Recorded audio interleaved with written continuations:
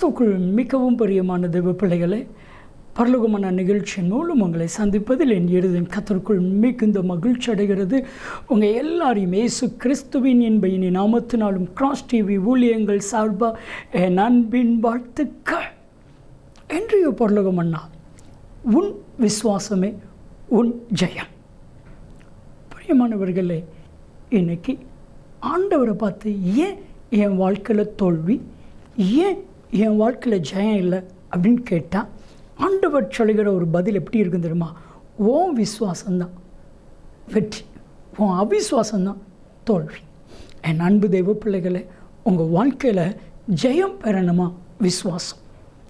வேதம் சொல்கிறது, எபேசியர் 6வது அதிகாரம் 16ஆம் வசனத்தை வாசித்து பாருங்கள். பொல்லாங்கன் எய்யும் அக்கினி ஆஸ்திரங்களை எல்லாம் ஒன்றுமில்லாமல் அவிழ்த்துப்படத்தக்கதாக எல்லாவற்றுக்கும் மேலே விசுவாசம் என்னும் கேடத்தை பிடித்தவர்களை நில்லுங்கள்.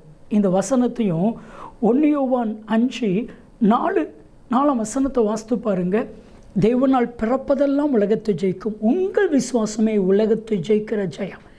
இன்னைக்கு நீங்கள் விசுவாசத்தா ஜெயம். இது வரைக்கும் உங்கள் வாழ்க்கையில் இருக்கிற எல்லா தோல்விகளையும் கர்த்தர் இன்றைக்கு ஜெயமாய் மாற்றப் போகிறார். பிரியமான தேவ பிள்ளைகளை, இன்னைக்கு ஜெயமும் தோல்வியும் அது உங்கள் கையில் தான் இருக்குது. ஆண்டவர் சொன்னார், இந்த உலகத்தில் உபத்திரவம் உண்டு, திடன் கொள்ளுங்கள், நான் உலகத்தை ஜெயித்தேன். யோவான் 16:33. ஆண்டவர் உலகத்தை ஜெயித்து நமக்கு காட்டியிருக்கிறார். ஏன் நீங்களும் உலகத்தை ஜெயிக்கணும், நீங்களும் பாவத்தை ஜெயிக்கணும், நீங்களும் சூழ்நிலையை ஜெயிக்கணும், நீங்களும் பிசாசை ஜெயிக்கணும். ஒவ்வொரு மனிதனுக்கு விரோதமாக பல விதத்தில் பிசாசின் போராட்டம் இருக்கும்.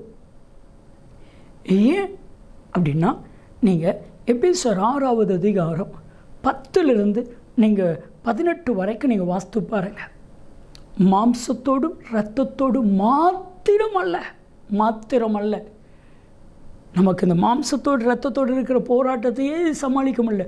மாத்திரமல்ல, துரைத்தனங்கள், அதிகாரங்கள், இப்பிரபஞ்சத்தின் லோகாதிபதிகள், வான மண்டலத்தில் இருக்கிற பொல்லாத ஆவிகளின் சேனைகளோடு போராட்டம் உண்டு. தீங்கு நாளில் அவைகளை எதிர்த்து நிறுத்தி ஜெயிக்க திராணி. அதில் தான் எல்லாவற்றுக்கும் எல்லாம் விசுவாசம். இன்னைக்கு விசுவாசிக்கிற மனுஷனுடைய வாழ்க்கையில் ஜெயத்தை கர்த்தர் கட்டாயம் தருவா, அல்ல மாற்றமே இல்லை. நீங்கள் விசுவாசத்தா. ஆண்டவர் சொன்னார்ல, மார்த்தாள் மரியாதை பார்த்து யோவான் 11:40, நீங்கள் விசுவாசத்தா என் மகிமை, அதுதான் ஜெயத்தை காண்பீர்கள். ஒரு முறை ஒரு சகோதரன்ட்ட ஜெபிக்கிறதுக்காக வந்தாங்க. அவங்க 2 பிஸ்னஸ் பண்ணி 2லேயும் தோல்வி, குடும்ப காரியத்தில் தோல்வி, அநேக சமுதாயத்தில் தோல்வி, எல்லா விதத்திலும் தோற்று போய் வேதனையோடு வந்த சகோதரன். அப்போ தான் இயேசுவை ஏற்றுக்கொண்டாங்க. நான் சொன்னேன், இப்போ ஒரே ஒரு காரியம், விசுவாசிங்க, கர்த்தரை விசுவாசிங்க, கர்த்தருடைய வல்லமை விசுவாசிங்க, கர்த்தருடைய மகத்துவத்தை விசுவாசிங்க, கர்த்தரிடத்தில் வல்லமை இருக்குதுன்னு விசுவாசிங்க, உங்களை கர்த்தர் உயர்த்துவாருங்கிற விசுவாசிங்க, உங்களை இழந்து போன எல்லாவற்றையும் திரும்ப கொடுப்பார் விசுவாசிங்க. அந்த சகோதரர்கள் விசுவாசம் அளவுக்கு அதிகமாக வர கர்த்தர் அவரை ஆசீர்வதிக்க ஆரம்பித்து விட்டார். என் அன்பு தெய்வ பிள்ளைகளை, இன்னைக்கும் நீங்கள் கர்த்தரை விசுவாசித்தீங்கன்னா உங்கள் வாழ்க்கையில் ஜெயத்துக்கு மேலே ஜெயம், வெற்றிக்கு மேலே வெற்றி உண்டாகும், தோல்வி எல்லாம் மாறும். ஜெபிக்கலாமா?